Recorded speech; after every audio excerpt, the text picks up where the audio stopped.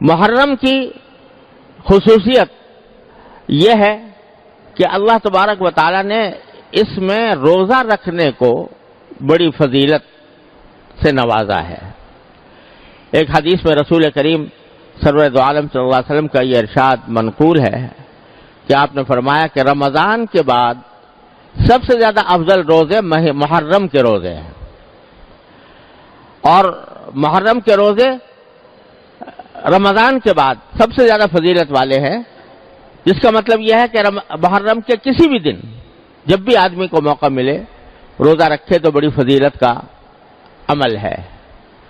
اور خاص طور سے عاشورہ کا روزے کے بارے میں تو یہ فرمایا کہ یہ 1 سال پہلے کے گناہوں کا یہ کفارہ بن جاتا ہے۔ تو یہ عمل نبی کریم صلی اللہ علیہ وسلم سے ثابت ہے کہ محرم کا مہینہ یہ اس میں نفلی روزے یہ خاص فضیلت رکھتے ہیں۔ یہ اللہ تبارک و تعالی نے اس مہینے کو یہ خصوصیت عطا فرمائی ہے۔ دوسرے مہینوں میں روزہ رکھنا بھی ثواب ہے، لیکن محرم کے روزے میں کے مہینے میں روزہ رکھنے کی زیادہ فضیلت نبی کریم صلی اللہ علیہ وسلم نے بیان فرمائی ہے۔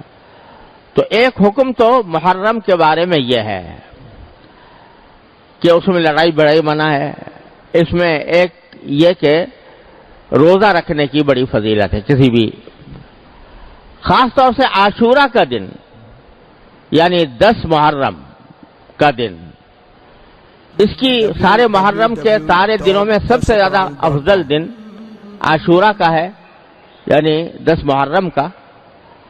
اور حدیث میں آتا ہے کہ رسول کریم صلی اللہ علیہ وسلم جب ہجرت کر کے مکہ مکرمہ سے مدینہ منورہ تشریف لائے تو وہاں یہ دیکھا کہ اہل مدینہ میں سے جو یہودی ہیں وہ 10 محرم کو روزہ رکھتے ہیں۔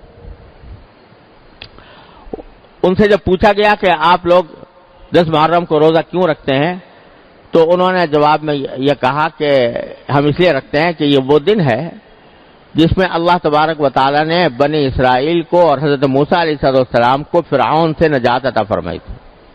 یہ واقعہ قرآن کریم نے بھی جگہ جگہ بیان فرمایا ہے، اور یہودیوں نے کہا کہ ہم چونکہ عاشورہ کے دن 10 محرم کو حضرت موسیٰ علیہ السلام کو اللہ تعالیٰ نے فتح عطا فرمائی فرعون کے اوپر اور فرعون کو غرق کیا، تو اس کی وجہ سے ہم آج کے دن روزہ رکھتے ہیں۔ نبی کریم صلی اللہ علیہ وسلم نے سنا تو آپ نے فرمایا کہ موسیٰ علیہ السلام کے زیادہ قریب تو ہم لوگ ہیں، ان لوگوں نے تو موسیٰ علیہ السلام کی تعلیمات کو چھوڑ دیا یہودیوں نے، لیکن ہم نے زندہ کیا ہے موسیٰ علیہ السلام کی تعلیمات کو، لہذا ہم اس بات کے زیادہ حقدار ہیں کہ اس میں روزہ رکھیں۔ چنانچہ نبی کریم صلی اللہ علیہ وسلم نے خود بھی روزہ رکھا، صحابہ کرام کو بھی تلقین فرمائی، اور پھر یہ فضیلت بھی بیان فرمائی کہ عاشورہ کے دن روزہ رکھنے کے نتیجے میں مجھے اللہ تعالیٰ کی رحمت سے امید ہے کہ 1 سال پہلے کے گناہ معاف ہو جائیں گے۔ یہ حضور اقدس صلی اللہ علیہ وسلم۔ پھر ہوا یہ کہ اللہ تبارک و تعالیٰ نے بعد میں عاشورہ کا روزہ فرض کر دیا۔ اس وقت تک رمضان کے روزے فرض نہیں ہوئے تھے، تو اللہ تبارک و تعالیٰ نے عاشورہ کا روزہ فرض کر دیا مسلمانوں کے ذمہ۔ چنانچہ رمضان کی فرضیت سے پہلے سارے مسلمان ایک فریضے کے طور پر عاشورہ کے دن روزہ رکھا کرتے تھے۔ بعد میں جب رمضان کے روزے فرض کیے گئے تو اس وقت عاشورہ کی روزے کی فرضیت منسوخ ہو گئی، اب وہ فرض نہیں رہا۔ البتہ اس کی فضیلت آپ نے بیان فرمائی کہ وہ روزہ رکھے تو بڑا ثواب ہے، نہ رکھے تو کوئی گناہ نہیں، لیکن رکھنے میں بڑا ثواب ہے، مستحب ہو گیا۔ چنانچہ حدیث میں آتا ہے کہ جب رمضان کو اللہ تعالیٰ نے فرض کر دیا تو اس کے بعد عاشورہ کا روزہ مستحب قرار دے دیا گیا، جس کا دل چاہتا تھا رکھتا تھا اور جس کا دل چاہتا تھا نہیں رکھتا تھا۔ تو اس طرح اس روزے کی فضیلت اب بھی برقرار ہے، باوجود کہ فرض نہیں ہے لیکن فضیلت اب بھی برقرار ہے۔ البتہ رسول کریم صلی اللہ علیہ وسلم نے اس میں تھوڑی سی یہ ترمیم فرمائی کہ یہ فرمایا کہ عاشورہ کا روزہ اگر رکھو تو اس کے ساتھ ایک روزہ اور ملا لو، چاہے تو 9 تاریخ کا روزہ ملا لو، 9 اور 10 ملا کر رکھو، چاہے 11 تاریخ کا ملا لو، 10 اور 11 ملا کر رکھو، یہ زیادہ بہتر ہے۔ کیوں؟ وجہ اس کی یہ بیان فرمائی گئی کہ یہودی جو ہیں وہ عاشورہ کے دن روزہ رکھتے ہیں، اگر مسلمان بھی صرف عاشورہ کے دن روزہ رکھیں گے تو یہودیوں کے ساتھ مشابہت پیدا ہو جائے گی۔ اس مشابہت سے بچنے کے لیے یہ تلقین فرمائی کہ یا 9 کو بھی ساتھ ملاؤ یا 11 کو بھی ساتھ ملاؤ، دونوں کو ملا کر رکھو۔ اس سے یہ بھی اندازہ کیا جا سکتا ہے کہ نبی کریم سرور عالم صلی اللہ علیہ وسلم کو غیر مسلموں کے ساتھ مشابہت یہ کتنی ناگوار تھی۔ حالانکہ مشابہت یہاں کسی بری چیز میں نہیں ہو رہی تھی، روزہ رکھنے میں ہو رہی تھی، ایک عبادت کے کام میں ہو رہی تھی، لیکن اس مشابہت کو بھی رسول کریم صلی اللہ علیہ وسلم نے پسند نہیں فرمایا۔ فرمایا کہ اس مشابہت کو بھی ختم کرو، اس کے ساتھ کوئی روزہ ملا کر رکھو تاکہ ان کے ساتھ مشابہت نہ ہو۔ اس سے آپ ذرا اندازہ لگائیے کہ جب نیک کام میں عبادت میں بھی ان کے ساتھ مشابہت کو ناپسند کیا گیا تو جو ایسے کام ہیں جو جن کا کوئی تعلق نیکی اور عبادت سے نہیں ہے اس میں اگر کوئی مشابہت اختیار کرے تو کتنا برا ہوگا۔ افسوس ہے کہ آج ہم لوگوں نے دین کے اس اہم حکم کو بڑا فراموش کیا ہوا ہے۔ اپنے لباس میں، اپنے پوشاک میں، اپنی چال ڈھال میں، اپنے طریقہ کار میں ہم لوگوں نے غیر مسلموں کی شباہت اختیار کرنی شروع کر دی۔ اس کا نتیجہ یہ ہے کہ پہلے تو یہ ہوا کرتا تھا کہ آپ کہیں بھی چلے جائیں مسلمان دور سے نظر آتا تھا یہ مسلمان ہے، اس کا لباس، اس کا حلیہ، اس کا سر سے لے کر پاؤں تک اس کا انداز رہن سہن وہ بتلا دیتا یہ مسلمان ہے۔ آج چونکہ مسلمانوں نے غیر مسلموں کی روش اختیار کر لی، ان کا جیسا لباس پہننا شروع کر دیا، ان جیسا طریقہ اختیار کرنا شروع کر دیا، اپنے چہرے ان کے مطابق بنا لیے، تو اس کا نتیجہ یہ ہے کہ پہچاننا مشکل ہوتا ہے کہ یہ مسلمان ہے یا غیر مسلم ہے۔ خاص طور سے ایسے علاقوں میں جہاں جو اللہ بچائے جو دین کے پابند لوگ نہیں ہیں، وہاں علاقوں میں جائیں، مجلسوں میں جائیں، کانفرنسوں میں جائیں، پتہ لگانا مشکل ہے کہ مسلمان ہے یا غیر مسلم ہے۔ رسول کریم صلی اللہ علیہ وسلم اس طرح واضح امتیاز قائم کرنا چاہتے تھے کہ مسلمانوں کو دیکھ کر پتہ لگایا جا سکے کہ یہ مسلمان ہے، اس لیے آپ نے اس مشابہت کو ناپسند فرمایا۔ لہذا فقہاء کرام نے فرمایا ہے کہ تنہا روزہ رکھنا عاشورہ کا اس میں مکروہ تنزیہی ہے، یعنی گناہ تو نہیں ہے لیکن اس سے بچنا بہتر ہے، اور بچنے کا طریقہ یہی ہے کہ یا تو 9 کا روزہ ساتھ ملائیں یا 11 کا ملائیں۔ اور اس سے جو عظیم اصول نکل رہا ہے وہ ہر مسلمان کو سمجھنا چاہیے کہ یہ مشابہت کا طریقہ کو جو ہم اختیار کیے ہوئے ہیں ہر چیز کے اندر، اس کو خدا کے لیے چھوڑے، مشابہت پیدا کریں نبی کریم صلی اللہ علیہ وسلم کے ساتھ، مشابہت پیدا کریں آپ کے صحابہ کرام کے ساتھ، تو معلوم ہو کہ یہ مسلمان ہے، واقعتاً ان کے دل میں نبی کریم صلی اللہ علیہ وسلم کی محبت ہے، آپ کے صحابہ کرام کی محبت ہے۔ لیکن دوسروں کا طریقہ اختیار کر کے مشابہت پیدا کرنا، اللہ تعالیٰ ہر مسلمان کو اس سے محفوظ رکھے۔ تو یہ دوسرا حکم ہے عاشورہ کے سلسلے میں۔ تیسری بات جو بعض روایتوں میں آتی ہے وہ یہ ہے کہ رسول کریم صلی اللہ علیہ وسلم نے عاشورہ کے دن اس بات کو برکت کا سبب قرار دیا کہ آدمی اس دن اپنے اہل و عیال کے کھانے پینے میں وسعت سے کام لے۔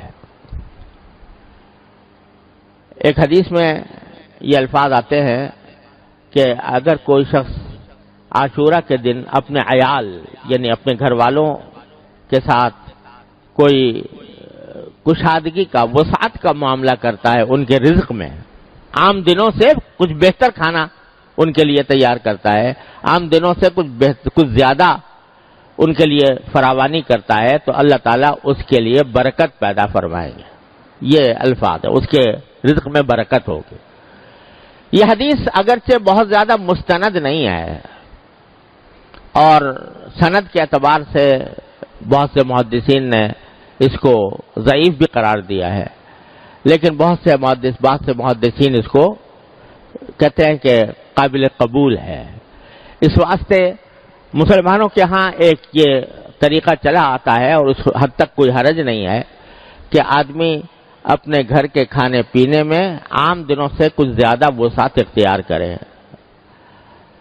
یہ اپنی جگہ مسلمانوں کا تعامل بھی اس پر چلا آیا ہے، اس میں کوئی حرج نہیں ہے، لیکن اس کو ضروری سمجھنا کہ ایسا کرنا بہت ضروری ہے، یا ایسا سمجھنا کہ اس کے بغیر محرم ہی نہ ہوا، تو اس کا یہ مطلب نہیں ہے. اگر کوئی شخص ایسا کرے تو انشاءاللہ امید ہے برکت ہوگی اس کے لیے. لیکن اس سے جو کہا گیا کہ رزق میں کچھ وسعت اختیار کرے، اس کے لیے کسی خاص کھانے کی تعین نہیں ہے کہ فلاں کھانا پکایا جائے، کھچڑا ضرور پکایا جائے مثلا، تو اس کی کوئی تعین نہیں ہے. اس کو اپنی طرف سے لوگوں نے اپنی طرف سے بنا لیا ہے. اور اگر آدمی یہ سمجھے کہ یہ سنت ہے کھچڑا بنانا، تو یہ چیز بدعت ہو جائے گی اور الٹا گناہ ہو جائے گی. ہاں کوئی شخص ویسے ہی کہ سنت سمجھے بغیر اگر کوئی پکا لیا کسی نے تو کوئی گناہ بھی نہیں، لیکن اس کو سنت سمجھنا، کیونکہ عام طور سے لوگ یہ سمجھتے ہیں محرم اور کھچڑا یہ لازم و ملزوم ہے. اگر کھچڑا نہ پکا تو محرم عاشورہ ہی نہ ہوا، تو یہ بالکل ہی غلط بات ہے. اس لیے اس سے حتی الامکان پرہیز کرنا چاہیے. یہ ہیں چند احکام جو محرم سے متعلق ہیں، جو صحیح احادیث سے ثابت ہے، اور باقی بہت ساری چیزیں لوگوں نے اپنی طرف سے بنا لی ہیں جن کا کسی حدیث سے قرآن سے کہیں ثبوت نہیں ہے. مثلا لوگوں میں مشہور ہے کہ آدم علیہ السلام اس دن پیدا ہوئے تھے، یا حضرت ابراہیم علیہ السلام اس دن پیدا ہوئے تھے، یا قیامت اس دن آئے گی. اس قسم کے جو باتیں ہیں ان کا کہیں قرآن و حدیث میں ثبوت نہیں آیا. جتنا ثبوت ہے میں نے عرض کر دیا ہے. تاریخی اگر واقعہ کوئی اس سے وابستہ ہے تو موسیٰ علیہ السلام کا. ایک اور غلط فہمی یہ بھی ہے کہ بعض لوگ عاشورہ کی حرمت اور اس کی عظمت اس وجہ سے سمجھتے ہیں کہ اس دن میں حضرت حسین رضی اللہ تعالیٰ عنہ کی شہادت واقع ہوئی. اس میں کوئی شک نہیں کہ حضرت حسین رضی اللہ تعالیٰ عنہ کی شہادت بڑا ہی المناک واقعہ ہے ہماری تاریخ کا، لیکن عاشورہ کی حرمت اس کی وجہ سے نہیں. حرمت تو میں نے عرض کیا پہلے سے چلی آ رہی ہے، ابراہیم علیہ السلام کے وقت سے چلی آ رہی ہے، بلکہ حضرت حسین رضی اللہ تعالیٰ عنہ کی فضیلت میں ایک فضیلت یہ بھی ہے کہ ان کی شہادت اللہ تبارک و تعالیٰ نے مقدر فرمائی عاشورہ کے دن. تو یہ ان کی فضیلت ہے، لیکن اس کی وجہ سے محرم کے اندر کوئی فضیلت عائد نہیں ہوتی. اور بے شک حضرت حسین رضی اللہ عنہ کی شہادت کا واقعہ بڑا ہماری تاریخ کا المناک واقعہ ہے. نبی کریم صلی اللہ علیہ وسلم کے نواسے، آپ کے جگر گوشہ، وہ اس طرح شہید ہوئے مظلومانہ انداز میں، تو یہ ایک بہت ہی بڑا کربناک اور المناک واقعہ ہے. لیکن اللہ تبارک و تعالی نے ہمیں یہ تلقین فرمائی ہے، نبی کریم صلی اللہ علیہ وسلم کی تلقین یہ ہے، کسی کی بھی وفات ہو، کسی کی بھی شہادت ہو، تو نبی کریم صلی اللہ علیہ وسلم نے یہ فرمایا کہ اس موقع پر ماتم کرنا، گریبان چاک کرنا، اپنے گالوں کی پٹائی کرنا، اس کو سرکار دو عالم صلی اللہ علیہ وسلم نے ارشاد فرمایا کہ جو ایسا کرے وہ ہم میں سے نہیں ہے. اور خود حضرت حسین رضی اللہ تعالیٰ عنہ، کامل ابن اسیر تاریخ کی مشہور کتاب ہے، اس کے اندر لکھا ہے کہ حضرت حسین رضی اللہ تعالیٰ عنہ نے اپنی وفات سے اپنی شہادت سے 2 روز پہلے یا 3 روز پہلے اپنی بہن حضرت زینب رضی اللہ تعالیٰ عنہ ان کو وصیت کی کہ بہن، یہ الفاظ میری پیاری بہن، یہ الفاظ ہے، میری پیاری بہن، اگر میں ہلاک ہو گیا، اگر میں شہید ہو گیا تو میرے اوپر نہ گریبان چاک کرنا، نہ اپنے گالوں کو مارنا، اور نہ اپنے کپڑے پھاڑنا. یہ وصیت فرمائی حضرت حسین رضی اللہ تعالیٰ عنہ. لہذا اس قسم کی جو کارروائیاں کی جاتی ہیں وہ نبی کریم صلی اللہ علیہ وسلم کے احکام کی بھی خلاف ورزی ہے، اور خود حضرت حسین رضی اللہ تعالیٰ عنہ کے احکام کی بھی خلاف ورزی ہے. یہ بات مناسب اور نصیحت کے انداز میں ان لوگوں سے کہہ دینی چاہیے کہ جو یہ کام کرتے ہیں. لیکن یہ بھی ساتھ میں عرض کر دوں کہ بندے کا کام یہ ہے کہ وہ حق کی بات حق طریقے سے، حق نیت سے اور نصیحت کے انداز میں، شفقت اور محبت کے انداز میں پہنچا دے اس شخص کو جو غلط راستے پر ہے. لیکن پھر اس کی ذمہ داری ہے کہ وہ حق کو اختیار کرتا ہے یا باطل کو اختیار کرتا ہے. انسان کو اس بات کا مکلف نہیں کیا گیا کہ وہ زبردستی دوسرے کو اپنی بات منوائے. قرآن کریم کی وہ آیت جو میں نے پچھلے جمعہ میں پڑھی تھی، نبی کریم سرور عالم صلی اللہ علیہ وسلم سے اللہ تبارک و تعالی نے خطاب کر کے فرمایا لست علیہم بمسیطر فذکر انما انت مذکر. نصیحت ضرور کرتے رہیے، آپ نصیحت کرنے والے ہیں. لست علیہم بمسیطر، لیکن آپ ان کے اوپر داروغہ بنا کر نہیں بھیجے گئے کہ زبردستی ان کو ہدایت کے راستے پر لائے. جب کافروں کے بارے میں نبی کریم صلی اللہ علیہ وسلم کو یہ ہدایت دی گئی ہے تو اگر کوئی غلط راستے پر ہیں مسلمان، اسلام کا دعویٰ کرنے والے، ان کو بھی محبت پیار سے بے شک سمجھا دو. لیکن کوئی آدمی داروغہ نہیں بنایا گیا کہ زبردستی اس کو مجبور کرے کہ نہیں تم میری بات مانو اور اپنی بات چھوڑو. لہذا یہ جو ہمارے معاشرے کے اندر یہ ایک بعض لوگوں کا یہ ذہن بن گیا ہے کہ وہ دوسروں کو اپنے عقیدے کی طرف زبردستی کھینچے، اور اگر کوئی نہیں آتا تو اللہ بچائے لڑائی کے اوپر بھی آمادہ ہو جائیں، مارنے پیٹنے پر بھی آمادہ ہو جائیں. اور اسی کی وجہ سے افسوس ہے کہ ہمارے معاشرے کے اندر یہ قتل و غارت گری کا بھی بازار، خاص طور سے محرم کا جب مہینہ آتا ہے تو اس کے اندر لوگ سہمے ہوئے ہوتے ہیں کہ پتہ نہیں کیا ہو جائے گا، اور ایک دوسرے کے اوپر لڑنے مرنے کے لیے تیار ہو جاتے ہیں اور دوسروں کے خون بہانے کے لیے تیار ہو جاتے ہیں. ارے یہ تو وہ مہینہ ہے کہ جس کے بارے میں نے شروع میں بتایا کہ کافر لوگ بھی لڑائی اگر ہو رہی ہوتی تھی محرم کا مہینہ کے اندر لڑائی ان کے نزدیک بھی حرام تھی. کافر لوگ وہ لڑائی کو اور کشت و خون کو، خون ریزی کو ناجائز سمجھتے تھے. اب اگر مسلمان اس محرم کے اندر ایک دوسرے کے گلے کاٹے، ایک دوسرے کے اوپر حملہ آور ہو، یہ بڑا زبردست عیب ہے جو اس قوم کے اوپر لگ رہا ہے.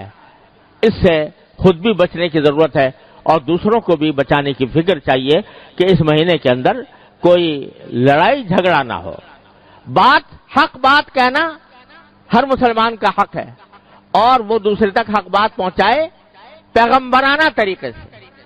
پیغمبروں کا طریقہ یہ نہیں ہوتا کہ وہ دوسرے کو گالیاں دے کر دوسروں کے اوپر حملہ آور ہو کر اپنی بات منوائیں.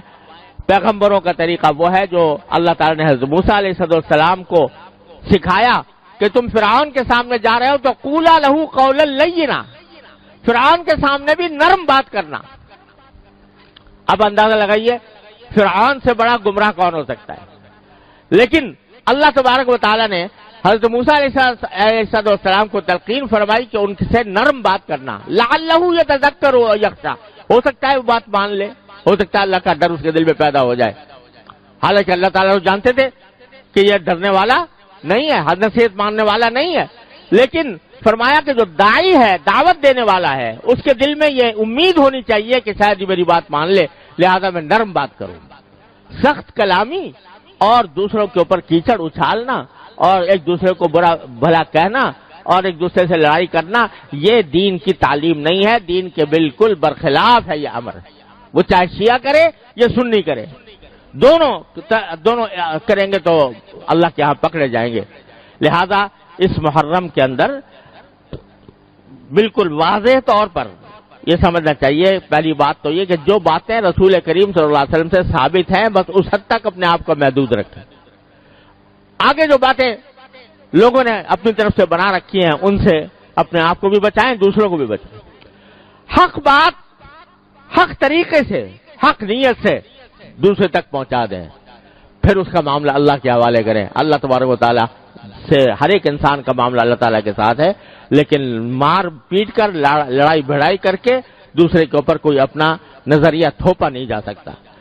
इसका अगर ख्याल करें तो इंशाअल्लाह हमारे माशरे में जो कत्ल गारतगरी का बाजार गर्म है वो इंशाअल्लाह रफा हो जाएगा। अल्लाह तबारक व तआला अपने फजल करम से, अपने रहमत से हमें इस मुहर्रम के महीने के तकद्दुस को पहचानने की भी तौफीक अता फरमाए, उसमें जो सही आमाल हैं वो करने की तौफीक अता फरमाए और बुरे कामों से बचने की तौफीक अता फरमाए।